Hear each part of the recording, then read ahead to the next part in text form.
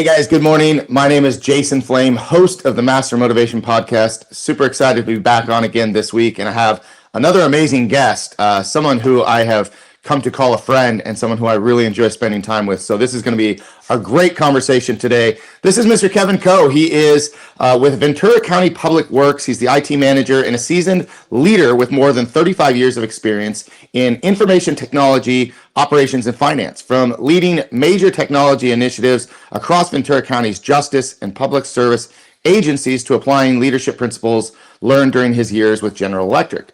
Kevin brings a unique blend of technical expertise and strategic vision, a Pepperdine MBA graduate, lifelong problem solver, and Thousand Oaks native. Kevin is passionate about innovation, community service, and helping organizations work smarter. Get ready for an insightful conversation filled with leadership lessons, technology trends, and real-world experience from someone who believes just about anything can be built, improved, or fixed. So, Kevin, thanks for being on the show, and welcome. Thank you, Jason. It's great to be on here with you. It's great to see you again. Yeah, it's definitely great to see you again. It's awesome that we have this technology that we can have a conversation literally face to face. But I look forward to the next time we see each other in person as well. For sure. And yeah. I want to thank everybody who is already watching live. If you are watching live, please just let us know that you're here. And if you're watching from YouTube, make sure to subscribe to Master Motivation Podcast. If you get a chance, share this video. And let's just kind of get things underway. And by the way, excuse me if I have my cat and dog running a marathon, under my feet and around the table. I told Kevin that one time the cat knocked over my ring light up here. So should be a fun and interesting show if that happens. But Kevin, just give me a little heads up, right? Like, what's going on in your life? Tell us a little bit more about you, and we can go from there. Oh, wow. That's a big question there. Open-ended. Again, working at Public Works over in the county of Ventura. It's been a really great experience over the last several years. Just finished up Ventura County Leadership Academy with you, which was an amazing experience, extremely eye-opening about everything going on in the county and how it interrelates. And actually, the best obvious part was just meeting these great classmates, these great people within our cohort, establishing lifelong friendships with those, and really just really connecting with them on a deep level. I really enjoyed your your podcast with Brad Blue, and just talking about that whole thing about how we're kind of in this lonely phase when you get in this leadership and being able to get around other leaders. It's just such a wonderful opportunity, right, to get their perspective and to have that friendship and to be able to bounce ideas off of. And it's something that as we kind of lose a sense of, I think, at times. So I just wanted to touch on that. And then, life on the personal side, there's always plenty going on here at this house, caring for the elderly with my wife, the mother-in-law with Alzheimer's. So that's always been a big thing that we're focusing on here. But blessed in so many ways, and really glad to be here and to talk to you and to be with you again, Jason. Absolutely. And I love it. Your headline could have said, Ventura County Public Works or IT manager, but your headline says it's about the people. And you're just that guy, So you mentioned VCLA, right? You and I were involved in the Ventura County Leadership Academy, which is an amazing program, cohort 31. So that means there's been like 31 seasons of this leadership program. And talk about bringing together leaders from all over the county, East County, West County, everything in between, and from all different backgrounds and walks of life, literally, different careers, people, literally changing careers, some of them right in between this whole process too, right? And so the program is geared towards learning about the county, learning about the infrastructure of the county. How does the county work? Who are the big players? What are their roles in the county? Legislation to law enforcement to how we deal with our trash. I mean, everything, right? Yeah. But education, with transportation, just all of that. But with all of that, every single person we talk to says, more than anything else, it was the people that we met along the way. And I don't like to play favorites, but I will say, Kevin, that you were definitely one of my favorite people, because you and I hit it off right away. Yeah. That lonely stage of entering into a group of people that you have no idea, nothing, and it was funny because nobody was really like jockeying for position. Usually you get a bunch of alphas in a room and everybody's trying to find their place. I felt like I was in a room full of very humble, public servants, people that give back, but it was still like that lonely period of figuring out who is who. And so one of the sessions, and I forget which session it was, but you and I ended up having lunch. We just met Alpine Deli. Alpine Deli, just like our childhood, right, back in high school. Exactly. And we got to talking, and you and I really hit it off because we had just a lot of things, from our faith to family, to just kind of how we feel about the program and everything kind of going on in the world. And so we just hit it off right away. And so I've always really appreciated that friendship right away. I mean, just right out of the gate. So it's been great to meet the amazing people that we've met. Yeah, really has. Yeah, it's in all walks of life, like you said, all different types of careers, all different kinds of motivations, different callings, and everything like that. And just having that diversity within that group was just so empowering. And diversity of all these alpha people. Yet we were humble enough to all just kind of let each other be each other. And it was, that first day was obviously really, kind of awkward for all of us, especially doing the drum thing, right? Drum circle. Well, and if you remember, I actually missed the very first because I had COVID, so I couldn't be there for that first session, and so I missed out on that. So imagine coming in on the second session after everybody had kind of gone through that. I was feeling really like, oh man, it's like I feel like I'm the new kid, coming in. But again, we hit it off, you and I and a couple other people. I wouldn't say that there was like any cliques or groups, but everybody kind of started to meld and mold together, for a common purpose of growing ourselves and growing our leadership. And I think that was a great gift that we received from the program. Yeah, especially when we went to Sacramento. That was like, to me, that was where it really happened. Oh, you weren't there for Sacramento. Which I also missed that one because I had another medical issue. I don't mean to call you out on that. No, it's okay. It's funny because every time I'm talking with someone about it, it's like, yeah, we did this and we did that. And I'm like, I missed that one. Dang, I missed that one. And so, the cool thing is my wife has applied for this current cohort. She applied before I did. She didn't get in the first time, which turned out to be what it is because she ended up getting sick that year and she wouldn't have been able to participate anyway. So then I applied the following year, got in, and now she's applied for this next cohort, and crossing my fingers, and I really hope that she gets in this time because I want to go to Sacramento with her and maybe do a little makeup on the drum session. Yeah. There you go. Cool. So I'll be like Laura Ortega, right? I'll be like a 31 and a half. Because she's like a 30 and a half. Yeah. Anyway, so yeah, let's dive into the first question, and we'll kind of kick in gear from there. You spent over 35 years in technology operations and finance. What first sparked your interest in technology, and how did that passion evolve into the career you have today? Wow, that is a loaded question there, Jason. So I'll kind of start when I was pretty young. I was always into electronics and taking stuff apart and driving my mom and dad crazy with that kind of stuff. So around the age of 12 or 13, my dad bought one of those Apple II computers way back when. And so I proceeded to start learning programming on this thing when I was like 13 years old, this Apple II computer, and also taking it apart, this brand new computer. My dad's at work, my mom's at home caring for us. I'm home from school and I'm taking this computer apart. She's Jim, what are you doing? But I wound up getting so involved in that programming and understanding electronics of that thing that it just sparked where I was going with technology and such like that. Kind of worked through that. So by the time I was like 15 and a half in high school, I got a job as a lab assistant in a satellite company in Newbury Park at the time. And that, again, more technology, just kept rolling forward with that.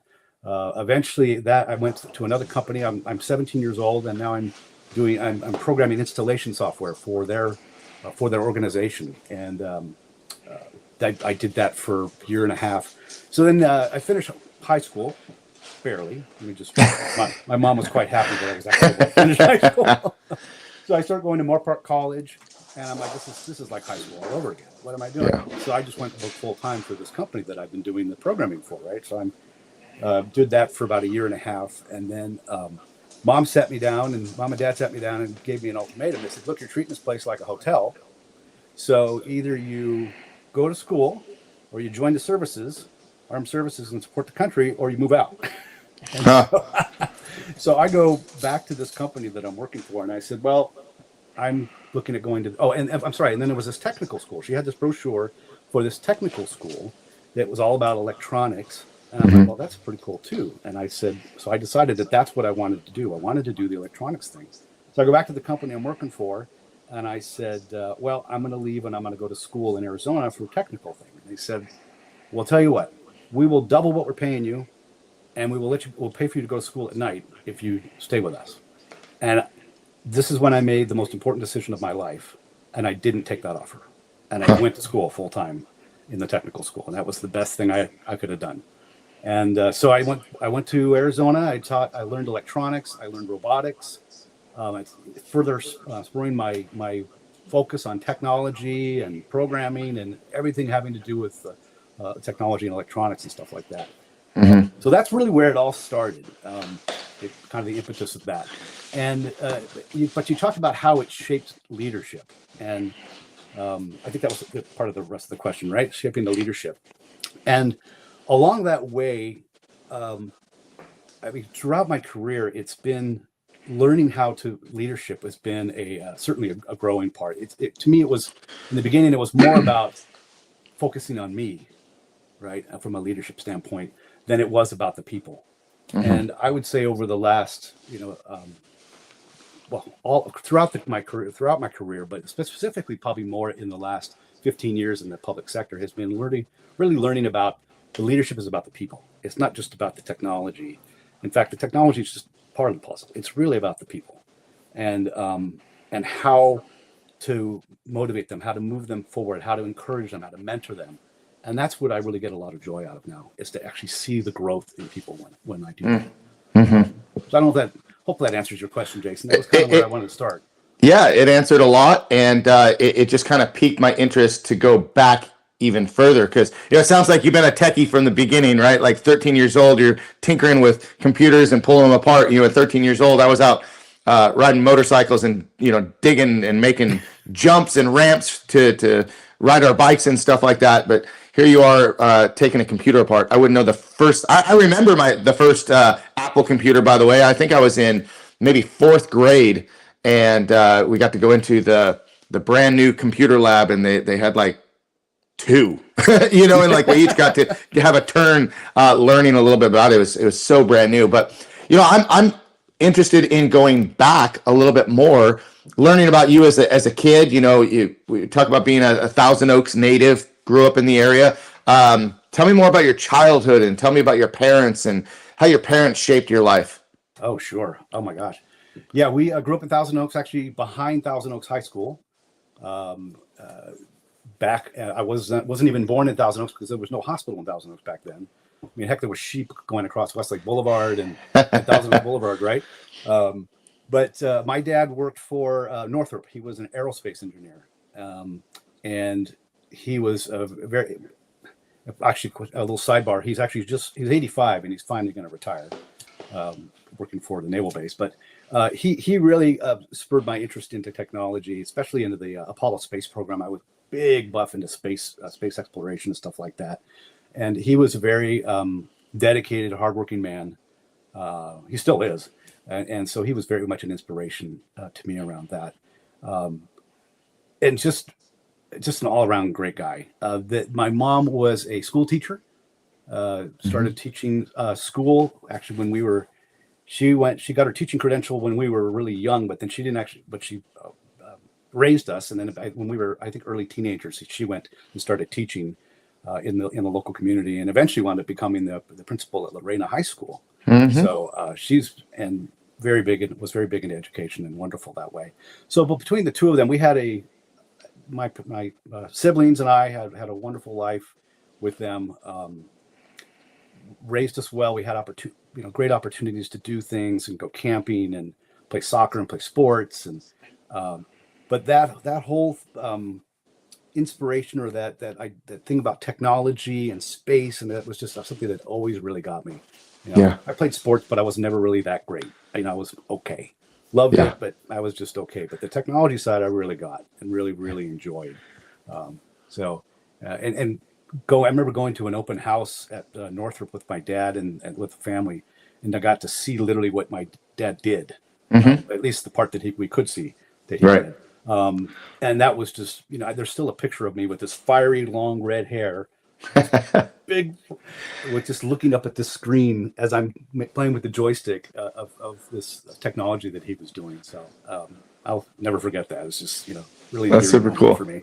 Yeah, that's really cool. Well, the closest I was to space technology, if you could even say that, it's like I was a huge Star Wars fan. Like I loved space, and I loved, in school when we got to the part about learning about like space, and we started learning about kind of exploring, and you would see some of the things happening. But it was always very fascinating. But you just dug into that a whole lot deeper, and you obviously had a little bit more of that in. My dad was in construction, so I would get really curious about how a house was built and how the foundation was poured and the framing and the roofing and all that stuff. But we both grew up in the Conejo Valley. I was actually born at Los Robles Hospital, so it was 1974. Okay. So you might be a little bit older than me if it wasn't there. And growing up in the Conejo Valley, in the 70s and 80s, man, what a good time that was, because like you said, you got sheep crossing this way, but like I said before, I grew up riding motorcycles and ATVs, like just around the house, because we had so much space that it was just kind of cool to do. Like you could pretty much get, and ride your bike all the way from, Newbury Park to almost Westlake. We just ride our bikes all day long. That's all we did. What schools did you go to when you were in grade school? What school did you go to? Sure. St. Pascal's. St. Pascal's? St. Pascal's there off Jan's Road. Yep. Through 8th grade. Yeah. So and then to Thousand Oaks High. Okay. So it was quite a adjustment going from wearing uniforms. Yeah. To going to high school where everybody's wearing whatever the heck they want. That was definitely a shock for sure. And then over at TO Thousand Oaks High School, what class of? 85. Class of 85. Okay, cool. That was the year that I started martial arts, 1985. Oh, really? Good year. Yeah, very cool. So, gosh, and do you remember? Let's see. There's a football coach. When I was there, he had been there for a long time, and I had his wife as a teacher in grade school, Mr. Elliott. Yes. Do you remember? He was a big dude, big loud dude. Yeah, yeah. That's funny. Well, we could probably go on and on reminiscing, down memory lane about growing up there. But let's go back to, let's talk a little bit more about the career again. You've worked in both the private sector and public service. What are some of the biggest differences between those two worlds? Really great question. So if you look on the private side, right, you have either private companies or you have publicly held companies, right, that are traded on the stock exchange. So one of my very first jobs after coming back, after I lived in the Bay Area, but after coming back, I worked for Image Entertainment, which was this is back in the days of laser discs. They had laser discs. You remember those? Yeah. So and they were a private company that were looking to grow. So it was entrepreneurial, right? It had that entrepreneurial type spirit and everything like that. So that was a really neat place. And then and then I worked for GE, which was a publicly held traded company, a small division of GE, and the pressures around, profit and loss and head count. It was it was interesting how they were always driving you around head count. Lower your head count, instead of, hey, increase your profits. It was like, no, we want you to lower your head count. So dealing with that, that pressures of, dealing with a publicly traded company, right? And what their goals are, completely different than the public service, working for the county and working for a public organization. So, and an entrepreneurial organization, also kind of a different spin.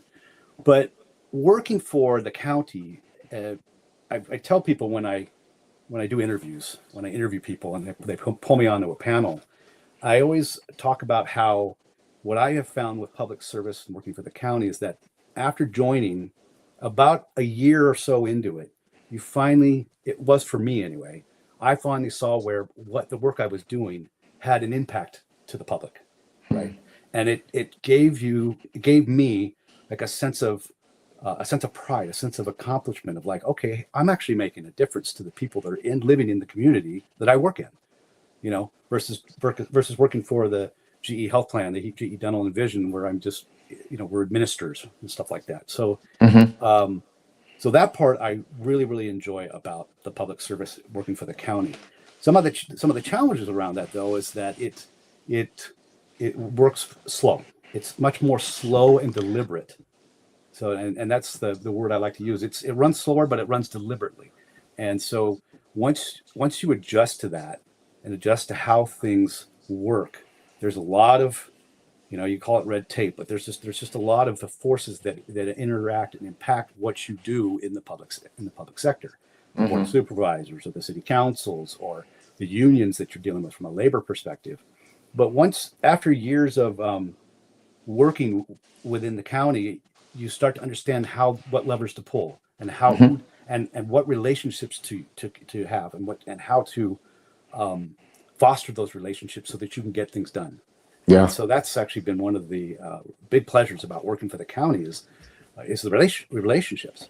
I can go on a tangent here. The opportunity I've had is I've worked for a number of the agencies within the county. I've always been working for IT services, for the central IT services within the county, but I've been embedded in a number of the different agencies, including sheriff and fire and worked with healthcare agencies and worked with the criminal justice teams and elections and county clerk and recorder. So all of those opportunities gave me a chance to not only see how the county itself operates in those areas, but also establish relationships with the people in those organizations. And so that's been a wonderful opportunity and just really have enjoyed that whole thing with the county. So public sector is definitely different than the private side. When I was younger, I had wanted to kind of create my own business, but never really went down that route. And so I worked for private companies, then eventually went over to the county. Back in 2008 is when I started at the fire department. And it's just been a wonderful experience since then. So you mentioned, the pride you take in knowing that you've made a difference and knowing that you're helping. Can you give me some specific examples or maybe a story about a specific time where you really like that just was, you could really feel that you knew you made a difference? There's a couple of smaller ones that I'll start with, and then I'll end on the bigger ones. So my team that I've managed and stuff like that, we did the teams I've managed throughout the organization, throughout my career at the county. We've improved websites. We built a new website for the animal shelter. That was a really great fun project and really had an impact to what the public sees and how they adopt pets. So that was an example. And we did a number of those types of websites for the county. The fire department helped. We basically procured a fleet management system for them so they could manage their fleet of fire engines and all their vehicles and everything like that. So that was a very satisfying project to get implemented, and great recognition around that as well. And then even here now where I'm at Public Works, it's building the strategy and the vision, for the organization, not for how IT supports the entire operation, the entire business, has been very, very fulfilling. And it's 6 unique departments within Public Works, very complex. It's actually probably it probably is the most complex organization in the county, which it's just so much to feed off of. It's so fun to deal with.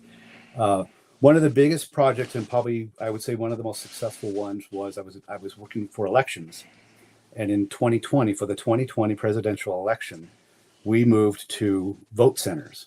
So it used to be you used to go to your precinct, right? And you go into somebody's garage or you go to the school and you fill out your ballot right there, and that was your precinct in the local community. Well, with the 2020 election, because of COVID, they decided to do vote centers. And so instead of there being, I don't remember how many precincts there were across the county with the hand ballots, we went to vote centers. And so there was 53 vote centers established throughout the entire county.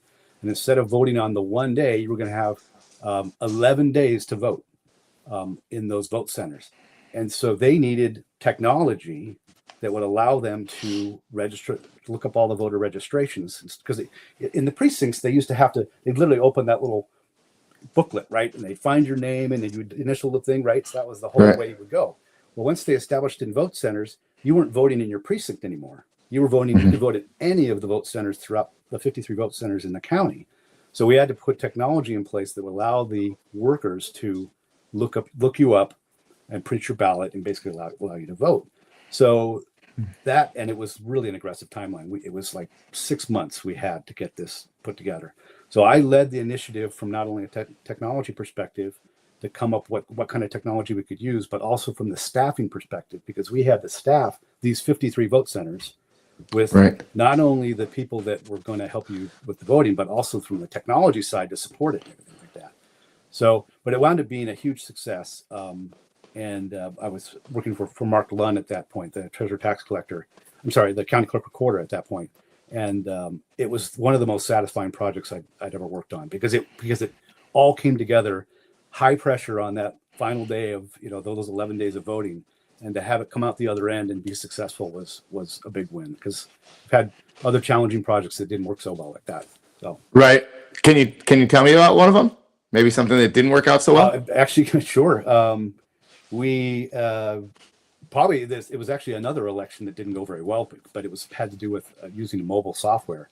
That was another project that didn't go well. That's a great question. Well, while you're thinking about that, I think that this is your wife is watching, right? And she wanted to point out and brag on you a little bit that was a huge project and you won an award for it. So yeah, that was to get recognized by Mark Lunn was very very satisfying. And well, so let's talk about that a little bit in leadership, right? And you mentioned early on in learning about leadership and becoming a leader, it's kind of about you. It's about learning how to be a leader. And in learning how to be a leader, as you come up, like the recognition is a really good feeling, but after a while, as you just kind of told us the story about the project, it becomes more rewarding with the outcome than the actual recognition. And I think that's something that experienced leaders can understand. Because I know for myself, being an instructor at 17 years old, man, that was a great feeling, standing up in front of the class, leading everybody, all eyes on me. I got the spotlight, and I just absolutely loved it. And I loved it when my instructor would recognize me in front of my peers or in front of the school. And it was all about me. But now I look at myself and like I don't crave that nearly as much as like my son and another one of our head instructors. I love to highlight them as leaders and, give them the recognition and give the team the recognition because, when the team works well together, with rising tides, what's the saying? All ships rise with the rising tide. Yeah. So I really believe in that, but I didn't understand that as a young leader. It was just part of. I think it's just part of the learning and leading experience. Yeah. Have you felt that yourself? Absolutely. I mean, it was in my younger days. It was more about getting those accolades, right? It was wanting to be recognized, and that was probably kind of peppered throughout my life. It was like I needed to get that recognition to feel better, right? Mm-hmm. And then it turned through training, through mentorship, through just maturity, I guess, getting older. It's just starts to become more about the people, right? And now it's wonderful because I see the people that are working for me get the rewards. They're getting the accolades, and it's for the project that we're. It's like that's really like satisfies you. I mean, we just had our Public Works Day back in May, and one of the people that works for me, a wonderful lady, was Employee of the Year. And so it's like to see that and to see the growth of this woman is just, it's so satisfying to see their growth and to feel that. It's just great. So I really do recognize that whole part about it's really about raising the next level. Yeah. So what does a young teenage Kevin Coe looking at you now think?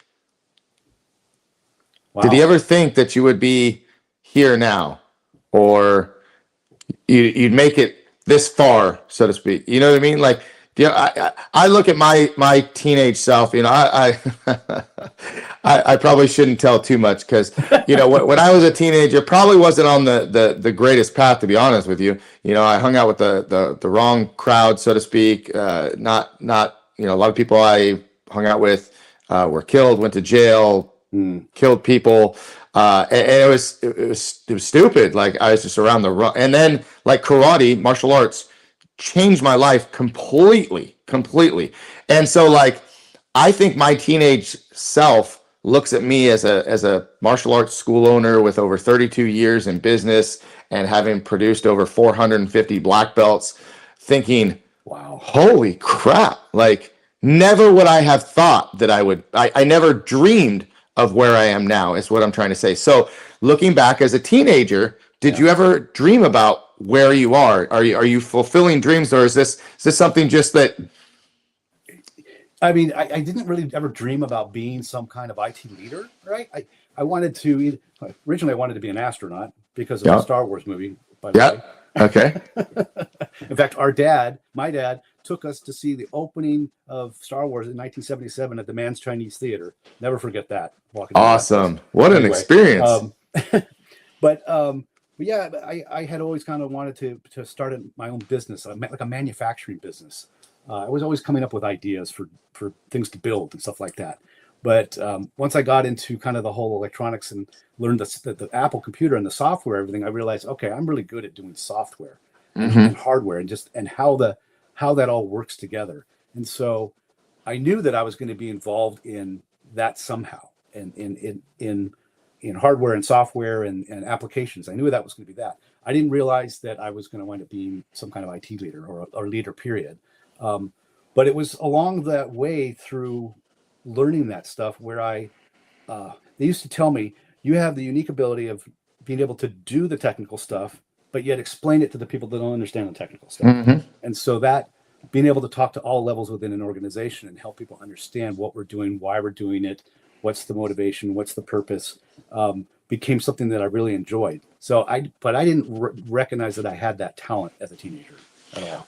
And how did you develop, because the communication skills are, some people have it, some people don't, right? And so how did you develop your communication skills? I think some of it was a little bit of right. I didn't throw them into the deep end. I remember in high school, I ran for senior class treasurer, and I had to give a speech in the Thousand Oaks Gymnasium to, I don't know, it was like 1,700 people. And, oh my God, that was the most nervous thing I'd ever done in my life. Yeah. And I don't remember how well I did, but I don't think I did that well. But the fact is that I did it. And so it was some of those things where you kind of fight your fears from that standpoint. And I was always, I struggled with grades in school, but the one thing I was actually pretty good at was vocabulary, right? The words and the spelling. And so even though my mom was a history teacher and was big on English and stuff like that, those were my horrible subjects for me, but I guess I actually somewhat got it. Yeah. So maybe there was some purpose to all that I actually really did understand it. But I guess it's just over time, right? It's just over time. And I was never a reader. I've never been a big reader. So, but I had the ability for somehow to be able to communicate, and, maybe it's just from being able to interact. And I think one of the most important reasons from communication for me is being able to listen. I feel like I'm a really good listener.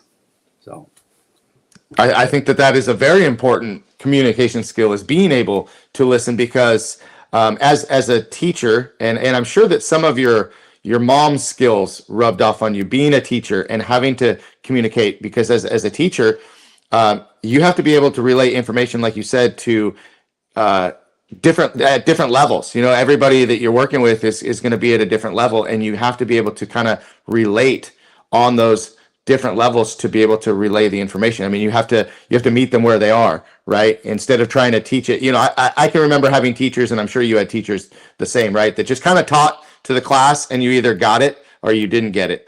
but you may have had that one teacher that like you felt like every time they were talking, they were looking at you, or every time they were talking to you, and they were explaining it in a way that you just got it. And so I think that, maybe your mom's abilities have rubbed off on you, but you brought up something I think that was really interesting too.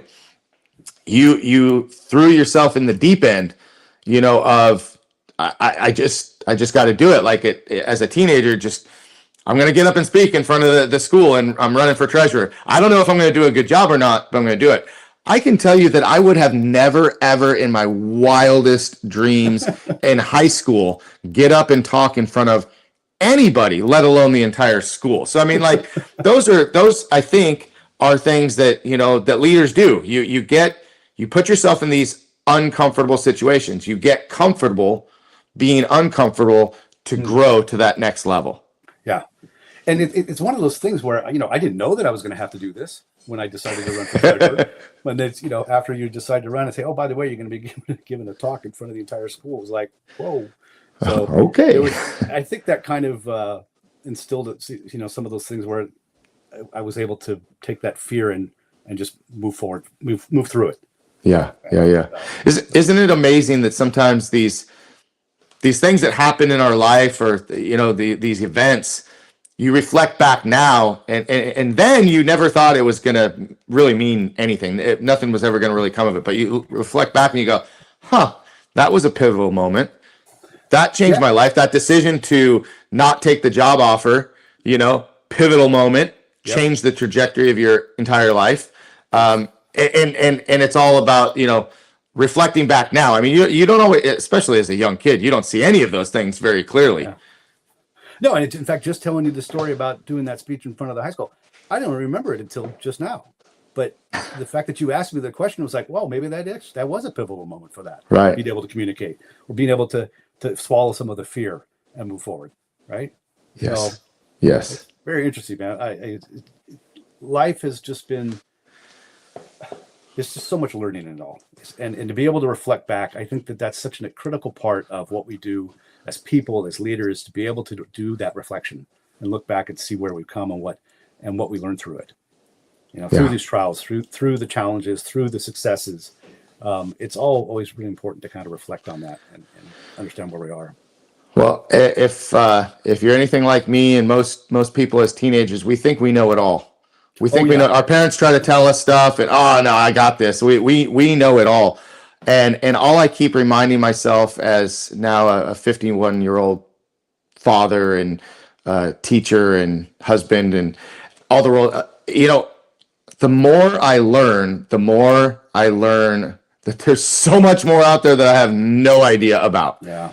Whereas as a kid, I know it all. I got it. I got this. I'm gonna do this. And no fear sometimes. I think that's probably what helped me even start my business. Like I was too stupid to know that like I probably should have never gone in, but I went in all in, no backup plan, no, like I'm just going. There's no way I'm gonna fail. So I think that kind of helped me. But I think at the end of the day, we keep looking and we keep searching for ways to grow. Like, whether it is reading or Ventura County Leadership Academy or within our organization, learning more about people. I mean, it's one of the reasons that I absolutely love this podcast is I'm learning from you right now, people that are watching you, and I have this conversation. I know that someone's going to take something from this and be like, wow, that's going to be an aha moment for them. And so I just love these. I love these opportunities. But let's get back to the next question, which is talking about you led the Ventura County Integrated Justice Information System teams for 5 years. Can you explain what that system does and why collaboration between multiple agencies is so important? And you kind of already touched a little bit on how important relationships are. So let's talk about that. Sure. So the Ventura County Integrated Justice Information System, it's called VECIJUS. It's its acronym. Was developed starting in the year 2000 using a specific technology. And it was a partnered effort between sheriff, district attorney, courts, public defender, and probation to have one integrated system where you could have a person that would go through all of that, the entire life of a person through arrest, prosecution, jail time, probation words afterwards, and potentially even public defender. This system was basically all integrated. So all of those 5 agencies could communicate with each other. It was super efficient. You didn't have to deal with as much paper. And it was actually one of a kind in the nation back in the early 2000s. And so it was critical for being more efficient and having more accurate information about inmates, about people that in the justice system in any way, shape, or form. And it really, over the course of those years, established even more of those relationships between those organizations. As leaders changed in all of those agencies, right? They still, the VCGIS centralized system was kind of that common ground between all of them. And working with those teams that managed within those organizations was also very satisfying, because it was also a very large, it was the largest system that I'd ever worked on and supported, right? You had over 4,000 users in this system across the county. Because it wasn't just the county, it was also, the FBI and the CHP and all these other local police departments, Oxnard and such like that. So there was a lot of coordination that happened within the system, and a lot of growth that happened within it too, because as we improved and added modules, we were again continuing to improve the operation of that particular agency. But the central core of it all was the fact that it was the same person across all of those agencies, same unique identifier of the person across all those agencies. So it was a really powerful system. It's actually, nowadays it's legacy, and they're currently looking to, they've been improving it and revamping it over the last several years. But I haven't been working on that project. In fact, that was actually probably going to be the project I was going to manage. And then I got the job doing public works, managing IT, and I'm really glad I did. I'm really glad I did. It's fascinating because, as we went through Ventura County Leadership Academy, there would be times we were sitting in meetings and you're like, I never had any idea about any of these little details that happen on a day-to-day. Most people, they get up, they go to work, they do their job, and they get done with their job, they deal with their family, and you just don't recognize or realize how many things go behind the scenes, how many things. I mean, just you're talking about the justice system, you're talking about IT, you're talking about public works, and you're talking about all this infrastructure that people just almost, and maybe I'm ignorant, but I don't think a lot of people put a lot of thought into all this stuff behind the scenes, because without people like you, what the heck would we be doing? I mean, it would be kind of a mess, right? Well, it's a perfect example. When I got the opportunity, when I got the knock on the door saying, hey, we need you to come run IT over in Public Works, I'm thinking, oh, Public Works, do I really want to do that? All they do is do roads and waste, right? But I went in and checked it out, and I'm like, oh my gosh, this has got six departments that are the most unique and complex. And it was 6 months into this, I'm like, oh, this is great. I'm loving this. And I got to learn the whole, all of those sides of the business within Public Works was just such a great opportunity. And that's what I'll touch on that's one of the things that I really truly enjoy is it's not to me about necessarily the IT. It's about the business. It's really about what's the purpose of this business? What's the mission and vision? And how do we support that operationally, IT, whatever like that? I always find that looking holistically at an organization is one of the things I truly enjoy. And I feel I'm really, really good at it. Organizationally, operationally, business, and technology, all of that. Yeah. Hey, I want to give a quick shout out to one of our cohort members who is watching. Jacqueline Syndergaard is watching right now. Hi, Jacqueline. Thanks for watching. Thanks for your comment. I think she was referring to when you started Public Works in 2000. Was that right? I started the county in 2008, but the criminal justice system started. This is in the right. Okay, so ahead of. Are we that old? I don't know. Is that what she's saying? Is she saying that we're old? I don't know. No, I don't think she'd say that. I don't think she would say it either. She might. Anyway, thanks for watching, Jacqueline. Do us a favor and share the video today, guys. If you're still watching live, would love to hear more from all of you. If you have any questions for Kevin, please just drop those questions and keep them coming. So technology is changing faster than ever, right? I mean, dude, we have this computer like in our hand every day, all day that like controls our life, right? We can stream, move any movie we want. You were talking about laser discs earlier.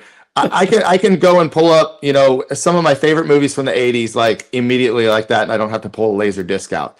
I'm on my iPad with you on a platform that allows us to just communicate. Like I used to watch the Jetsons and watch them talk to each other on screens, and that's what we're doing. I've got my Apple Watch.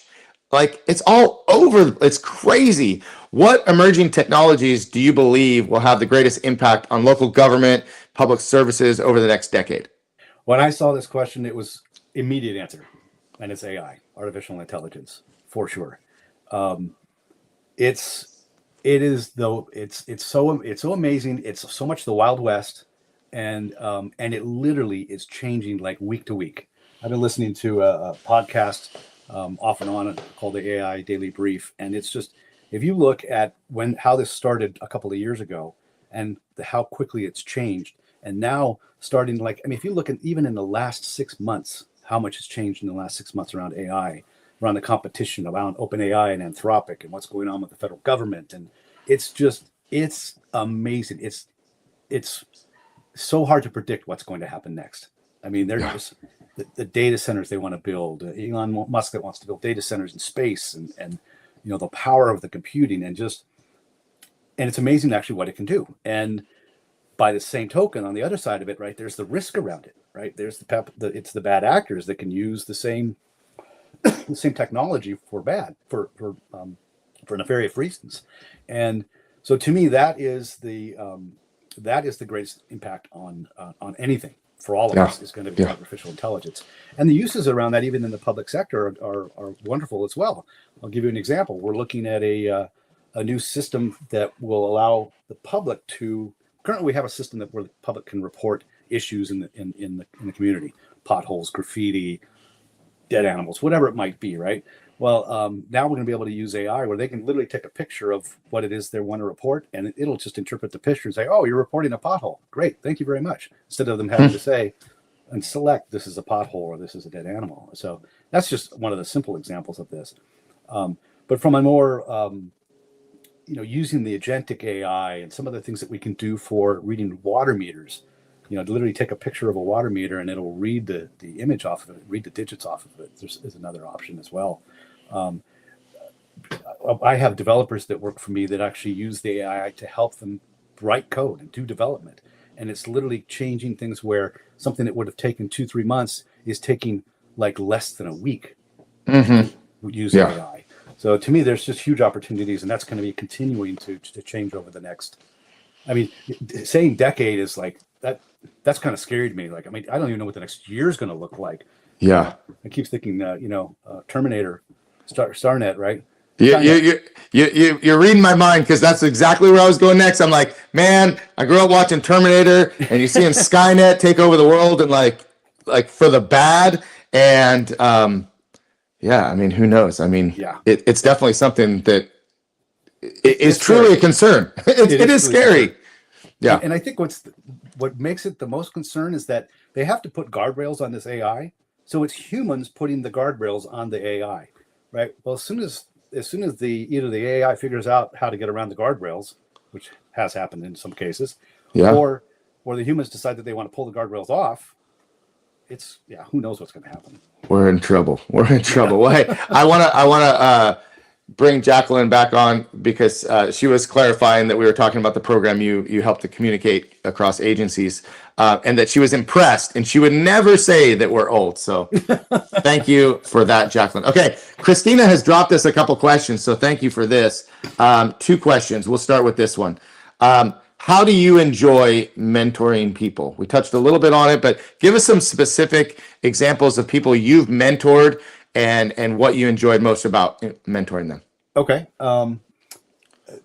I'll speak specifically about, because I went through the county mentoring program about 2.5-3 years ago, where I signed up for it, and basically they assigned me with a mentor, and I was the mentee, and that was a really great experience. So subsequent to that, it was about 9 months ago, they contacted me and said, "Hey, are you willing to be a mentor?"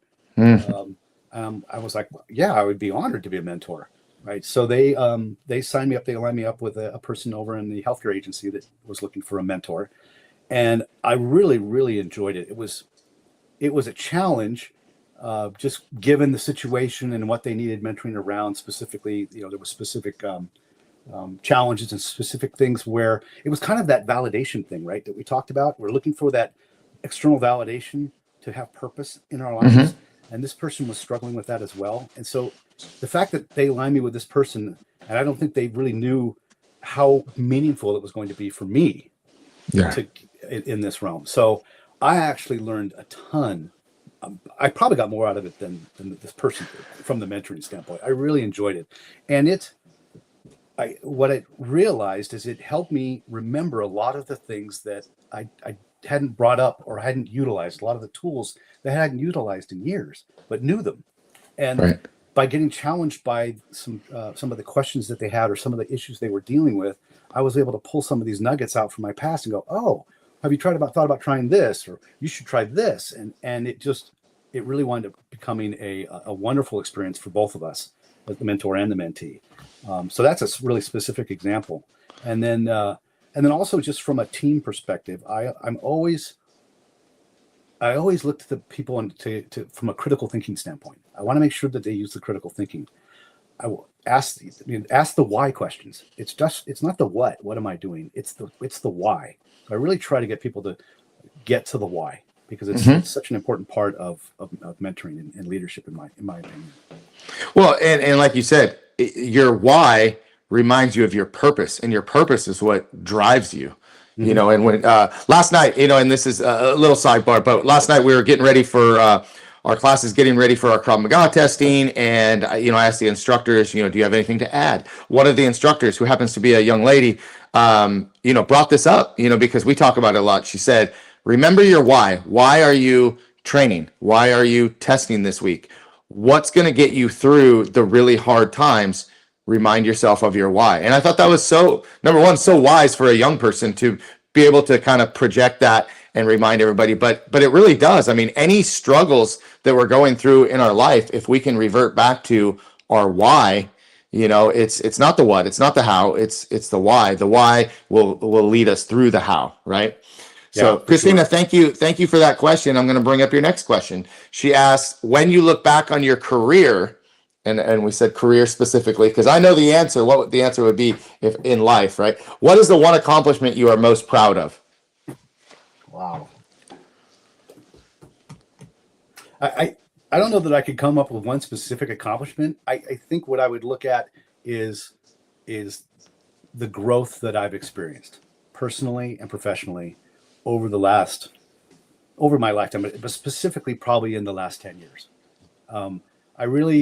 I took a purposeful effort into looking into getting more mentoring and getting more training, more leadership. I really embarked on more of a goal around that, probably in the last 10 years. And it's continued to motivate me to want to do more of it.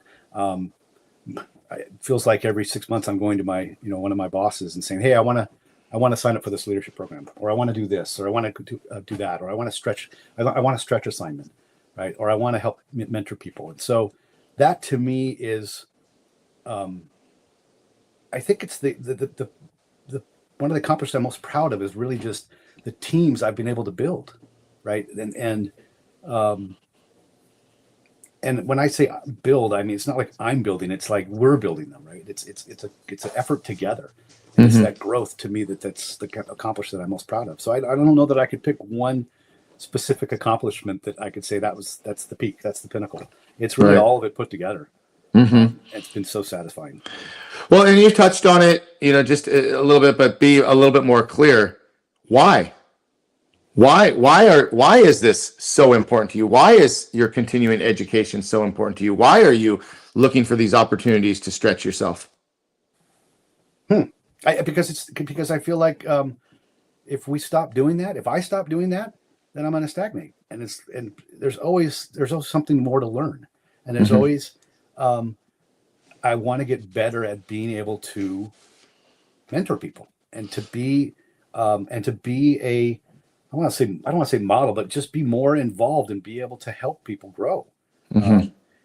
It's, I always found it fascinating how people would hold back knowledge and not teach people how to do their job because they're afraid of somebody replacing them. I'm like, that's actually exactly what you want. Yeah, it's exactly what you want. You want to teach them so they replace you, and you can go on to the next thing, right? And that's grow. right. That's right. So, I just think it's something that's very, very satisfying to have that, to feel that, and to be part of those teams. Well, so and you said the why. You said the why. Yeah. Let me throw this out there. Let me throw this out there while you formulate that thought for just a second, because I know that there's people out there that are happy. You brought up the word stagnate, and there are people out there that are watching that go, man, I'm just good. I'm good. I'm good where I'm at. I'm happy where I'm at. I don't want to climb anymore. So why the need to continue to climb? For me? Yes. Or for anybody? For you or for anybody, but more specifically for yourself. I mean, everybody's got their own reason, right? To me, the where I would like to grow is because I want to have a bigger impact, and I want to be able to touch more people. Yep.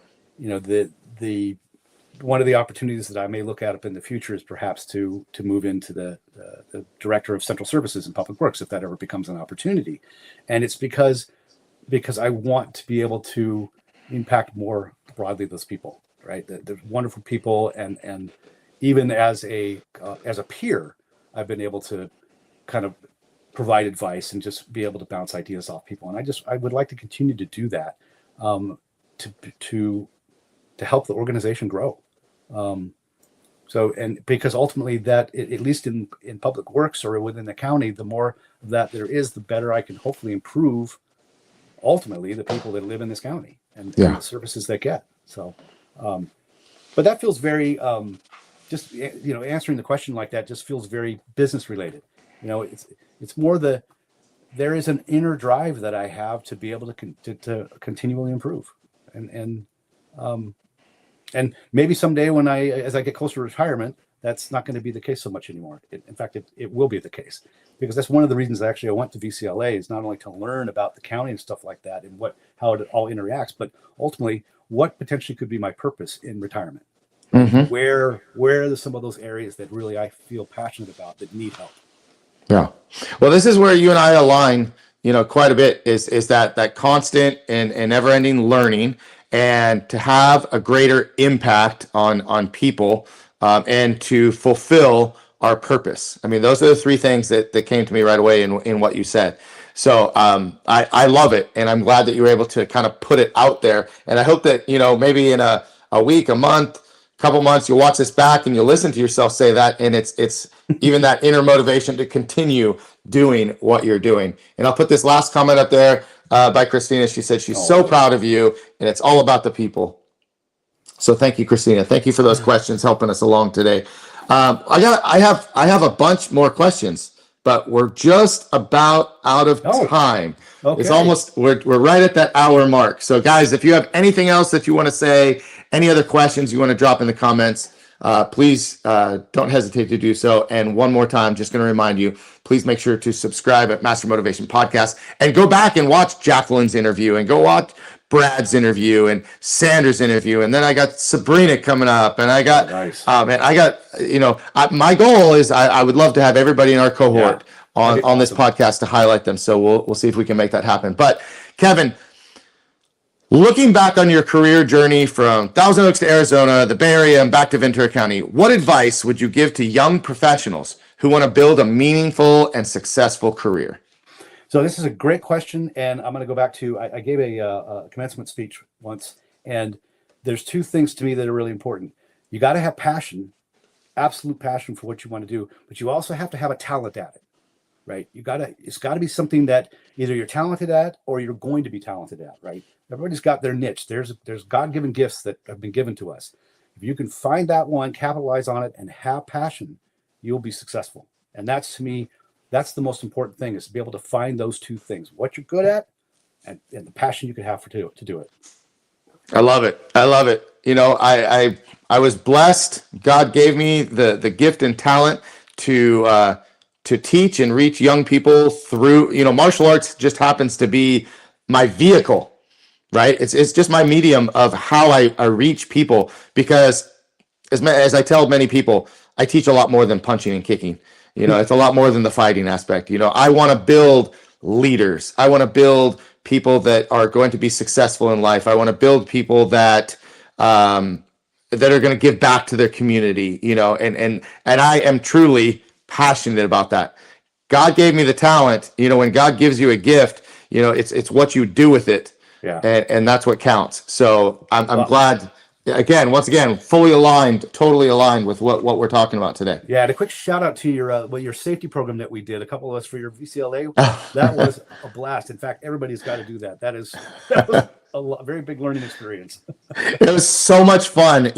For me, so going back to, remember we were talking about, kind of being in that lonely spot. And speaking of that, Brad is on here, so I'm going to bring him on here in just a second.